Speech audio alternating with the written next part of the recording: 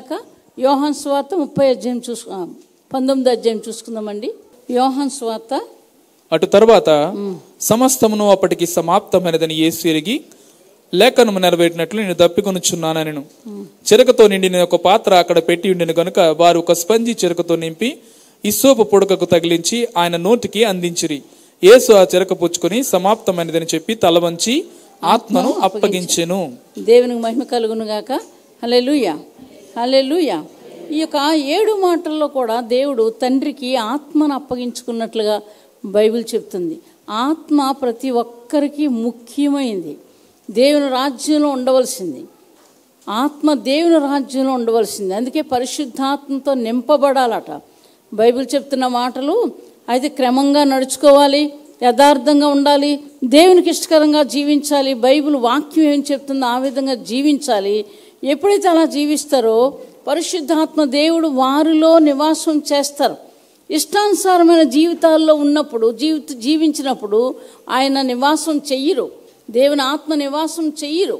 కానీ పరిశుద్ధాత్మతో అనేకులు నింపబడ్డారు. వాళ్ళు కనిపెట్టారు, దేవుని కొరకు ఎదురు చూశారు. వాళ్ళు ఏం చేశారు? పరిశుద్ధాత్మతో నింపబడ్డారు. వారిని దేవుడు దీవించాడు. దేవుని ఆత్మతో నింపబడిన వాళ్ళందరూ దీవించబడ్డారు. బైబిల్ కావస్తే చూస్తే మొర్దెకై, యోసేపు, మనం చూస్తున్నాం దానియేలు, షడ్రక్, మేషక్, అబేద్నెగోలు పరిశుద్ధాత్మతో నింపబడి వారు తిన్ననైన మార్గంలో నడిచి వారు ఏం చేశారు? ప్రభుత్వాలు, రాజ్యాలు ఏలేరు. అయితే దానికి కారణం ఏంటి? యథార్థంగా జీవించడం. మొర్దెకై అనేకమైన శ్రమలు పడినప్పటికీ కూడా హామానికి నమస్కారం చేయలేదు. చేసిన తప్పంతా అదే. అయితే పరిశుద్ధాత్మతో నింపబడ్డాడు. నా దేవుడు తప్ప ఇంక నేను ఎవరికి నమస్కారం చేయకూడదు అనుకున్నాడు. దేవుడు ఆ విధంగా నిలబడ్డాని ప్రాణాలు తప్పించాడు, ఊరేగించాడు దేవుడు. తర్వాత తన ప్రాణాన్ని కాపాడాడు. ఆఖరికి ఏమాడు? ప్రధానమంత్రి అయ్యాడు. దానికి కారణం ఏంటి? క్రమము. ఏంటంటే రాజు దగ్గర ఉన్నటువంటి క్రమము. ఎస్తేరు అక్కడ ఉన్నది. తర్వాత ఈ క్రమంలో నడిచాడు, పరిశుద్ధాత్మతో నింపబడ్డాడు, ఆశీర్వాదాన్ని పొందుకున్నాడు. దేవునికి మహిమ కలుగును గాక. హల్లెలూయా. ఇక్కడ కూడా తండ్రి నా ఆత్మని నీకు అప్పగిస్తున్నా. ఆఖరు మాట ఇది, ఆత్మను అప్పగిస్తున్నాను అన్నారు. ఇంకో దగ్గర అంటారు ఇది మొదలుకొని. ఆ మాట చూసుకుందామండి. మత్తయి సువార్త, మంచి మాట అది, 26వ అధ్యాయము 64వ వచనం. ఇది మొదలుకొని మనుష్య కుమారుడు సర్వశక్తిని కుడిపార్శ్వమున కూర్చుండుటయు ఆకాశ మేఘారూఢుడై వచ్చుటయు మీరు చూతురని చెప్పగా. వాళ్ళు ఏం చేశారండి? బట్టలు చింపుకున్నారట.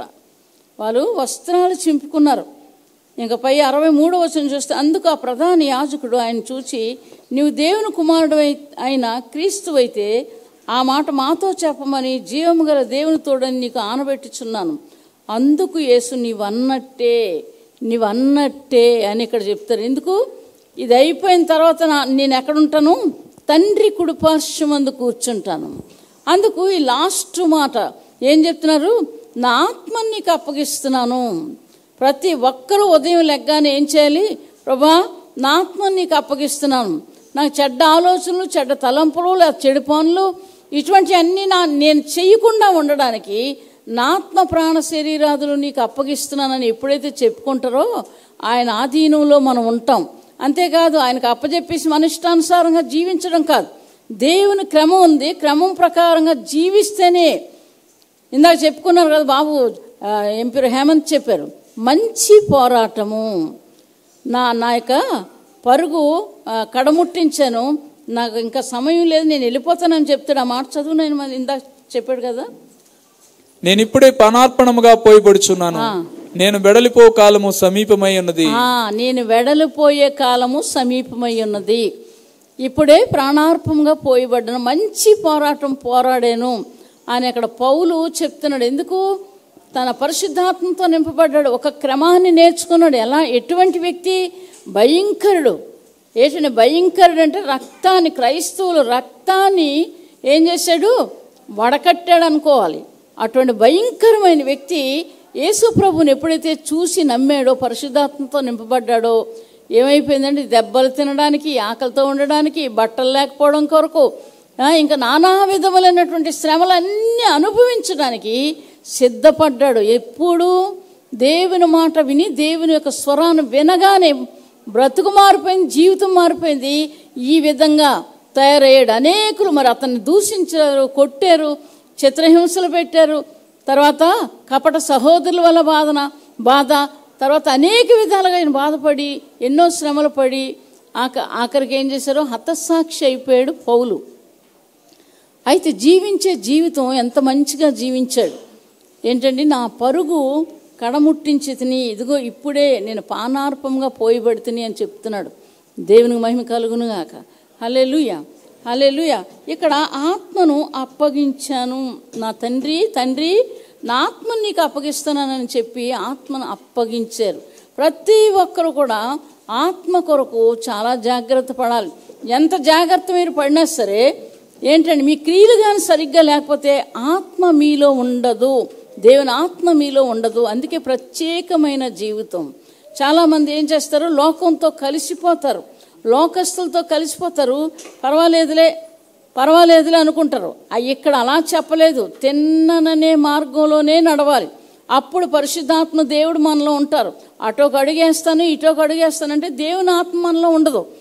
కాబట్టి మంచి మనస్సాక్షిగా చెప్పుకున్నాం, తిమోతి మంచి మనస్సాక్షి కలిగే ఉండాలి. అప్పుడు పరిశుద్ధాత్మ శక్తితో నింపబడతాం, దేవుని ఆశీర్వాదాన్ని కూడా చూస్తాం. దేవునికి మహిమ కలుగును గాక. చూసుకుందామండి. అపోస్తుల కార్యం 2వ అధ్యాయం 4వ వచనం. అపోస్తుల కార్యం 2వ అధ్యాయం 4వ వచనం. వాళ్ళు ఆ విధంగా చేసిన తర్వాత ఎన్నో అద్భుతాలు వారి జీవితాల్లో, ఒక ఆశీర్వాదమే. హల్లెలూయా. వీళ్ళు 50 రోజులో మరి 60 రోజులో మరి 70 రోజులో తెలియదు, కానీ రోజులు రాయబడలేదు. కానీ యేసు ప్రభు వారు వాగ్దానం ఇచ్చారు. లూకాసు సువార్త ఆఖరి వచనంలో, నా తండ్రి వాగ్దానం చేసింది మీ మీదకు పంపుతున్నాను, మీరు యెరూషలేములో కనిపెట్టండి అని అక్కడ దేవుడు చెప్తారు. ఆ చెప్పిన మాట ప్రకారంగా వీళ్ళందరూ కలిపి మేడగదిలోకి వెళ్ళిపోతారు. వెళ్ళిపోయి ఏకాత్మతో అందరూ ప్రార్థన చేస్తారు. ప్రార్థన జరిగిన తర్వాత దేవుని ఆత్మ ఇక్కడ మరియు అగ్నిజ్వాలల వంటి నాలుకలు విభాగింపబడినట్లుగా వారు కనబడి వారిలో ఒక్కొక్కరి మీద రాలగా అందరూ పరిశుద్ధాత్మతో నిండిన వారై ఆ ఆత్మ వారికి వాక్శక్తి అనుగ్రహించిన కొలది అన్య భాషలతో మాట్లాడసాగిరి. ఆ దేవుని పరిశుద్ధాత్మతో నింపబడిన తర్వాత ఏం జరిగింది? 5వ అధ్యాయం చూద్దామండి, 11వ వచనం. ఇక్కడ చాలామంది రోగాలతో వస్తారు. తర్వాత ఇక్కడ ఏం చెప్పినా అనేకమైన అద్భుతాలు, ఆశ్చర్యకార్యాలు, సూచక్రియలు, మహత్కార్యాలు వారి జీవితాల్లో మరి యేసు ప్రభుని పరిశుద్ధాత్మతో నింపబడిన తర్వాత 3వ అధ్యాయంలో ఒక కుంటివాడు దిగ్గున లేచి దేవుని స్తుతిస్తాడు. ఇంకా అక్కడ నుంచి చూస్తే 2వ అధ్యాయంలో చూస్తే మరి అనేక మంది రక్షించబడ్డారు, 3000 మంది రక్షించబడ్డారు. మరి తర్వాత ఇక్కడ చూస్తే 5వ అధ్యాయంలో ప్రజల మధ్య అనేకమైన సూచక్రియలను మహత్కార్యములను అపోస్తులతో చేయబడుచుండెను. మరియు వారందరూ ఏకమనస్కులై సొలొమోను మంటపంలో ఉండిరి. కడమవారు ఎవడనూ వారితో కలిసి కొనుటకు తెగింపలేదు, కానీ ప్రజలు వారిని గణపరచుచుండిరి. ఇంకా చాలా విషయాలు ఇక్కడ రాయబడ్డాయి. అంటే ఎంత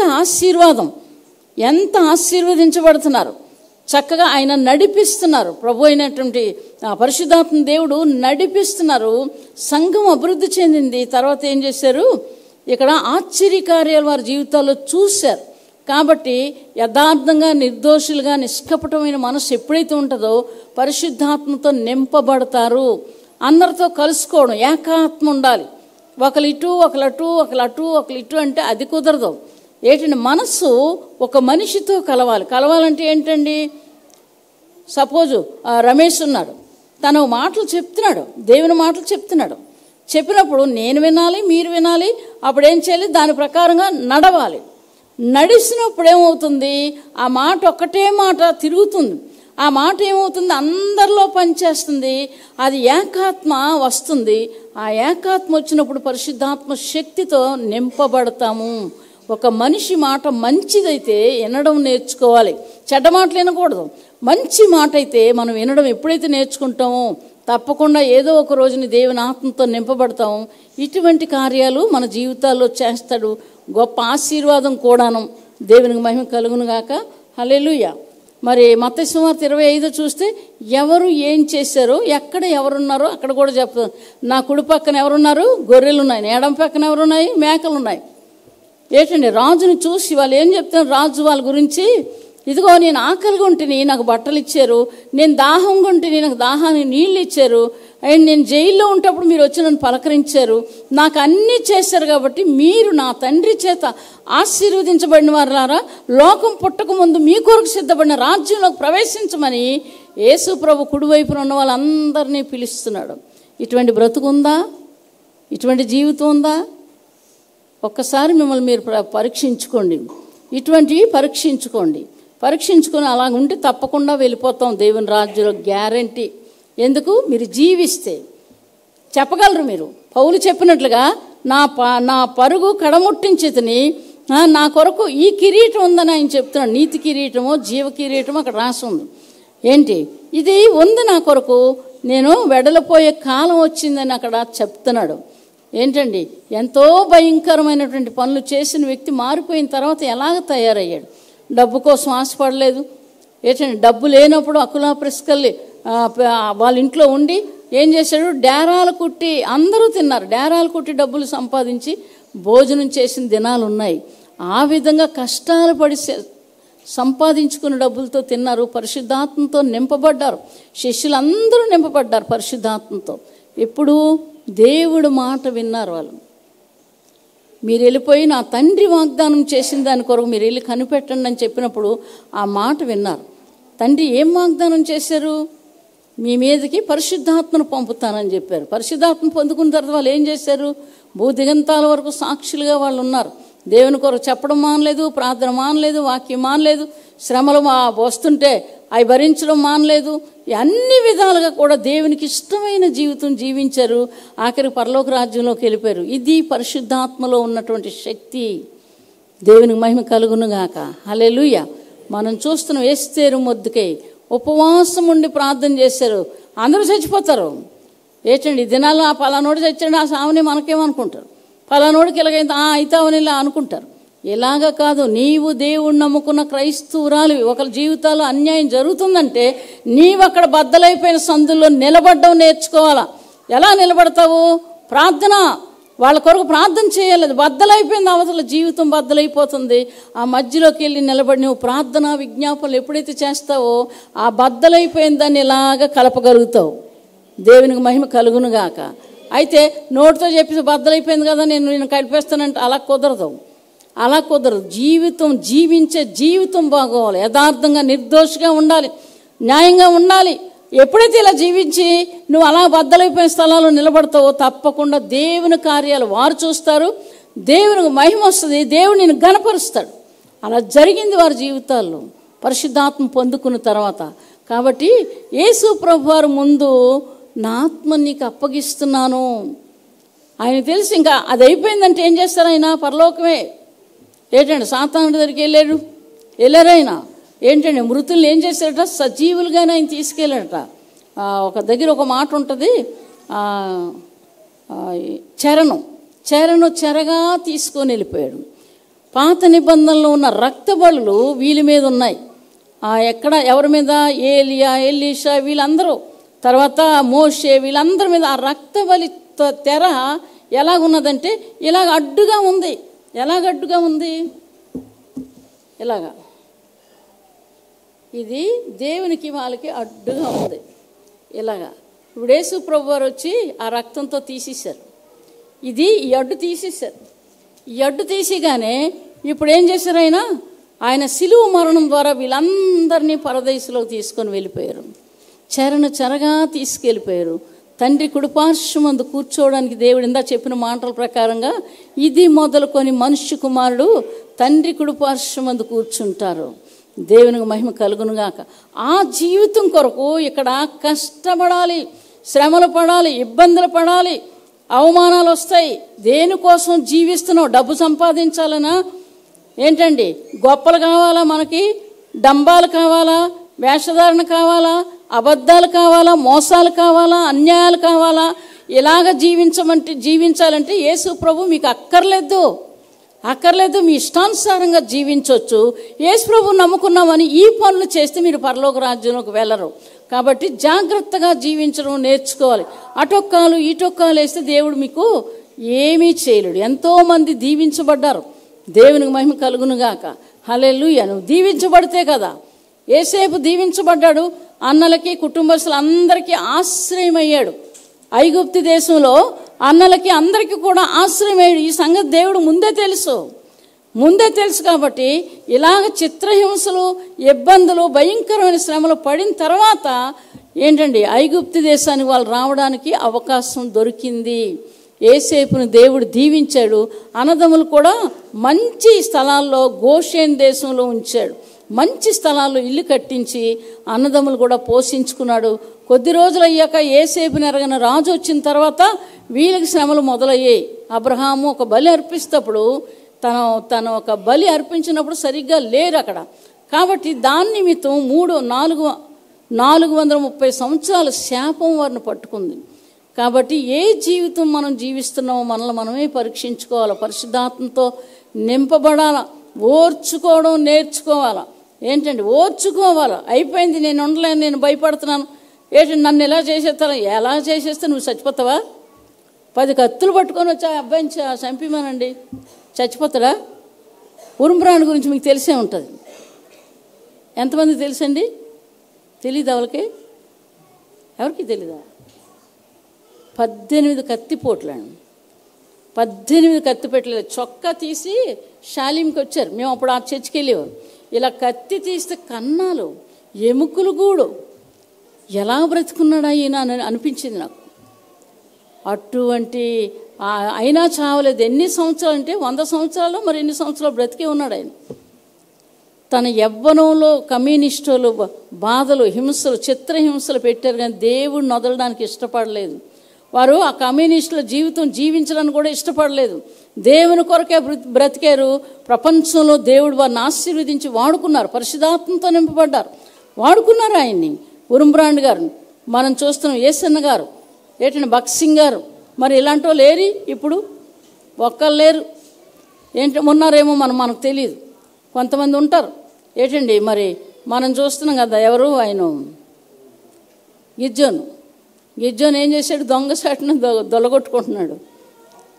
మా పితృకి వాగ్దానం ఇస్తే మాకు ఏంటి బాధలు అడుగుతున్నాడు, కానీ వాళ్ళు చేసిన పాపాలకి దేవుడు శిక్ష విధించాడు. కాబట్టి పాపం మాత్రం ఎంత కష్టమైన పాపం చెయ్యకూడదు. నీ జీవితం వంకరగా ఉండకూడదు. యథార్థంగా నిర్దోషిగా బ్రతికితే దేవుని ఆత్మతో ఎప్పుడు నింపబడతావు.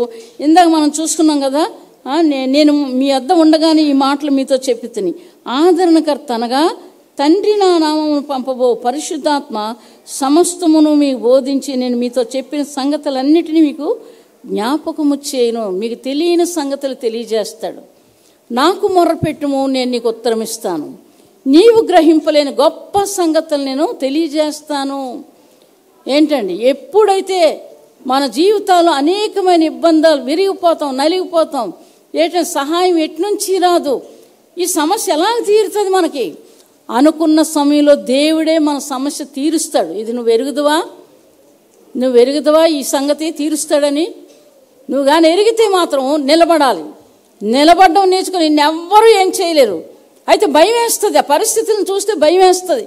కానీ పరిస్థితి వైపు చూడొద్దు, కానీ పరిస్థితులు తీర్చే దేవుని వైపు చూడండి. మిమ్మల్ని నిలబెడతాడు దేవుడు. ఆ దానియేలుని, షడ్రక్, మేషక్, అబేద్నెగోలు నిలబెట్టిన దేవుడు మిమ్మల్ని ఎందుకు నిలబెట్టడు? యోసేపుని నిలబెట్టిన దేవుడు మిమ్మల్ని ఎందుకు నిలబెట్టడు? ఏంటండి, మొర్దెకై, ఎస్తేరు నిలబెట్టిన దేవుడు ఎందుకు నిలబెట్టడు మిమ్మల్ని? ఆ విధమైన జీవితాలు ఎంచుకోవాలి, నడవాలి. కానీ ఇంత డబ్బు ఉందండి, డబ్బుకి ఆశపడిపోయి పాపిష్టి పనులు చేయడం ఏంటండి, ఇలా చేయకూడదు. అది ఉంటే మంచి పనివాడు, డబ్బులు మంచి పనివాడు, పని చేయండి, పేదోళ్ళకి ఇవ్వండి, మందిరాలు కట్టండి, ఏం చేస్తారో అది అలా చేయండి. కానీ ఏంటండి, మీరు డబ్బే దేవుడు అనుకొని బ్రతికిన వాళ్ళందరికీ కూడా శాపమే. డబ్బే దేవుడు అని బ్రతికిన వాళ్ళకి ఏమీ దొరకదు, ఆఖరికి రొట్టె తునకు కూడా దొరకదట. అందుకే ఏమవుతుందట అటువంటి వాళ్ళకి. సామెతల గ్రంథం చూసుకున్న ఒక మాట, 23:4 ఐశ్వర్యం పొంద ప్రయాసపడకము, నీకు అట్టి అభిప్రాయం కలిగినను దాన్ని విడిచిపెట్టుము. నీవు దాని మీద దృష్టించి నిలిపిన తోడనే అది లేకపోవును. నిశ్చయముగా అది రెక్కలు ధరించి ఎగిరిపోవును. పక్షిరాజు ఆకాశమునకు ఎగిరిపోవునట్లు అది ఎగిరిపోవును. కాబట్టి ఐశ్వర్యం పొందడానికి ప్రయాస. చాలామంది ఏం చేస్తారు, తినరు, చెప్పిన మాట వినరు, డబ్బు డబ్బు డబ్బు అంటారు, రాత్రులు పగలు ఇదే. ఇటువంటి వాళ్ళకి దేవుని రాజ్యం లేదు, పరిశుద్ధాత్మతో నింపబడరు కూడా. కాబట్టి దానియేలు, షడ్రక్, మేషక్, అబేద్నెగో, అంతేకాదు అపోస్తులు, ఏంటండి పాత నిబంధనలో యాకోబు పిల్లలందరూ కూడా కొన్ని తప్పులు ఉన్నప్పటికీ కూడా వాళ్ళు కూడా జీవించి సింహాసనం ఎక్కారు. ఎవరికి సింహాసనం? ఎవరికి సింహాసనం? యథార్థంగా నిలిచిన వాళ్ళకి తప్పకుండా సింహాసనం ఉంటుంది. ఉండదని చెప్తున్నారా? చెప్పండి, ఉంటుందా ఉండదా? చెప్పట్లేదు. 113 చదివితే బేదలు పెంట కుప్పల మీద ఉన్న వాళ్ళని ఏం చేశాడు? సింహాసనం మీదకి ఎక్కించాడు. తన ప్రజలతో, ప్రధానులతో వారిని కూర్చుండబెట్టుటకై ఏం చేశాడు? సింహాసనం మీద ఎక్కించాడట ఆయన. కాబట్టి ఆ మాటలు హన్నా చెప్తుంది ఏంటంటే, పెంట కుప్పల మీద ఉన్నటువంటి వాళ్ళని సింహాసనం ఎక్కిస్తాడు. సమూయేలుకని అప్పగించిన తర్వాత ఆమె చెప్తుంది ఏమని? ఈ విధమైన జీవితాలను ఈ విధంగా దేవుడు ఆశీర్వదించాడని హన్నా ప్రవచనం ఎత్తి చెప్తుంది. దెబోరా చెప్తుంది ఏంటండి, తర్వాత ఎవరు మిరియాం చెప్తుంది ఏంటండి, దేవుడు ఇట్టి గొప్ప కార్యాలు చేశాడని చెబుతుంది. మరి చూస్తున్నాం యోబు గ్రంథంలో యోబు చెప్తున్నాడు, ఇలాగ వారి జీవితాల్లో మర్యాదగా యథార్థంగా ఎన్ని బాధలను పడి అనుభవించి దేవుని వైపు చూశారు, దేవుని ప్రపంచాన్ని చూపించారు, వారి జీవితాల్లో ఆశీర్వాదాన్ని పొందుకున్నారు. ఇవి కావాలంటే పరిశుద్ధాత్మతో నింపబడాలి. ఇప్పుడు చెప్పండి, నేను పరిశుద్ధాత్మతో నింపబడాలి. మీ వ్యక్తిగతంగా చెప్పండి, నేను పరిశుద్ధాత్మతో నింపబడాలి. చేతులు ఎత్తండి దేవుని దగ్గర, నేను పరిశుద్ధాత్మతో నింపబడాలి. ప్రభా, నాకు పరిశుద్ధాత్మ నాకు దయచేయి, నీతో ఉండాలి, నీతో నడవాలి, నీవే కావాలి. దేవుని ఆత్మతో నింపబడాలని అడిగినప్పుడు దేవుడు కొదువులేని ఆత్మనిస్తాడట. దేవునికి మహిమ కలుగునుగాక. కాబట్టి ఈ జీవితం కోరుకోండి. ఈ 7వ మాటలో దేవుడు మంచి అర్థం ఉంది. మనుషులు కొంతమందికి అర్థం అవ్వదు, కానీ ఏంటంటే మంచి మాటలు ఉన్నాయి, చక్కని ఆశీర్వాదం ఉంది. అంతేకాకుండా ఆ ఆశీర్వాదం ఏంటంటే తప్పుడు పనులు చేసిందని కాదు. ఆశీర్వాదం ఏంటండి, ఒక తప్పుడు ఒకరిది పడేసుకోవడం, అలా చేసే ఆశీర్వాదం కాదు. అది యథార్థంగా దేవుడు ఆశీర్వదించే ఆశీర్వాదం. యేసేపుని యథార్థంగా ఆశీర్వదించాడు. పాపిష్టి పనికి ఒప్పుకోలేదని జైల్లోకి వెళ్ళాడు. చూసారా, ఇటువంటివే జరుగుతున్నాయి లోకంలో. కాబట్టి అయినప్పటికీ కూడా దాని వైపు చూడొద్దు, మనం దేవుని వైపు చూద్దాం, దేవుని ఆశీర్వాదం పొందుకుందాం, పరిశుద్ధాత్మతో నింపబడదాం. దేవునికి మహిమ కలుగునుగాక. ఈ 7 మాటలు కూడా దేవుడు గొప్ప గొప్ప మాటలు మనకి ఇచ్చాడు. మనం బ్రతకడానికి, జీవించడానికి, దేవుని రాజ్యంలో ఉండడానికి క్షమాపణ అంటే ఏంటి, ఇవన్నీ కూడా 7 మాటల్లో దేవుడు మనకు రాసి ఇచ్చాడు. కాబట్టి పరిశుద్ధాత్మతో నింపబడాలి. మీ వ్యక్తిగత జీవితం, మీ రహస్య జీవితం దేవునితో కలిగి ఉండాలి.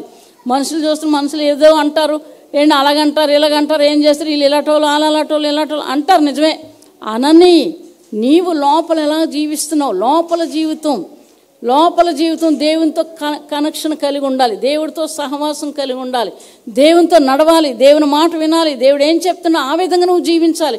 ఎవరు చూస్తే ఏంటి, చూడపోతే ఏంటి, మనకి దేవుడు కావాలి. కాబట్టి అలాగున్నప్పుడు పరిశుద్ధాత్మతో నింపబడతారు, గొప్ప గొప్ప కార్యాలు మీరు చూడగలుగుతారు. దేవునికి మహిమ కలుగునుగాక. ఈ రోజుకి దేవుని కార్యాలు చూస్తున్నాం, ఈ రోజుకి కూడా దేవునికి మహిమ కలుగునుగాక. నిన్న మొన్న ఏంటండి హాస్పిటల్లో ఉన్నారు, అతను బ్రతుకుతాడు అని చెప్పగానే ఇంట్లో బొమ్మలన్నీ తీసి పారేశారు. మొత్తం 10 మంది ఉంటారు. మొన్న వచ్చారు వాళ్ళు, వాటర్ ఆయిల్ పెట్టి చిల్లంగా పెట్టేశారు, చచ్చిపోయే పరిస్థితికి వెళ్ళిపోయారు. వాళ్ళు చెప్తున్నారు, అమ్మా మా గొర్రెపోయింది, మీరు చెప్పినట్టు వినలేదు, వినకపోగానే అది ఏం చేశారు, చచ్చిపోయింది. ఇంకొకసారి ఇంకోటి పోయింది, అప్పుడు మీరు ప్రార్థన చేసి ఫలానా దగ్గర ఉందని చెప్పారు, అక్కడికి వెళ్ళి వాళ్ళు తెచ్చుకున్నారు. ఇలా చాలా విషయాలు జరిగాయి, మేమెవరమో మీకు తెలీదు అని వాళ్ళు వచ్చి చెప్తున్నారు, మీరు ఫోన్లో ప్రార్థన చేశారని. అలాగే ఒక కుటుంబంలో 4 తులాల బంగారం పోయింది. ఏంటంటే మీ ఇంట్లో ఏ వ్యక్తి ఉంటాడు, ఆ మనిషి ఎలా ఉంటాడు, పొట్టిగా ఉంటాడు, ఉంగరాలు చూస్తుంటుంది, ఒక పక్కకే దూతాడు అతను, ఒక పక్కనే దూతాడు, అతను తీసాడని చెప్పాను, అతని దగ్గరే దొరికాయి. దేవునికి మహిమ కలుగునుగాక. ఒక ఆవిడ డాక్యుమెంట్స్ పోయాయి, ఏడుస్తున్నారు ఇంటందరూ. అయితే స్లాబ్ ఉంది కదా, స్లాబ్ చివరిన ఉన్నాయని చూపించారు, అలాగే దొరికినాయి. ఒక తాడు పోయింది ఒకరిది, పోతే అది బిందులో డబ్బాలో పెట్టామమ్మా, అక్కడ ఉన్నాయని చెప్పాను. నిన్నగాక మొన్న కూడా దేవుడు గొప్ప గొప్ప కార్యాలు ఇప్పుడు దాకా చేస్తున్నాడు దేవుడు. దేవునికి మహిమ కలుగునుగాక. నేను గొప్పదాన్ని చెప్పలేదు, నా యేసయ్య తండ్రి ఆయన గొప్పోడని నేను చెప్తున్నాను. దేవునికి మహిమ కలుగును గాక. జీవించడం నేర్చుకోండి, దేవుని కొరకు బ్రతకడం నేర్చుకోండి. దేవుడు తప్పకుండా మిమ్మల్ని దీవిస్తాడు. అంతేగాని అటొక్కాలు ఇటొక్కాలు వేస్తే మాత్రం మీరు ఇటు అటు కాకుండా అయిపోతారు. దేవుడి మాటలు దీవించును గాక. పరిశుద్ధాత్మతో నింపబడాలి. అప్పుడు దేవుని కార్యాలు మీరు చూస్తారు. మిమ్మల్ని చూసిన వాళ్ళు మారుతారు. దేవుడు చేస్తాడు ఆ మాటలు. దేవునికి మహిమ కలుగును గాక. దేవుడి మాటలు దీవించును గాక. ఆమేన్.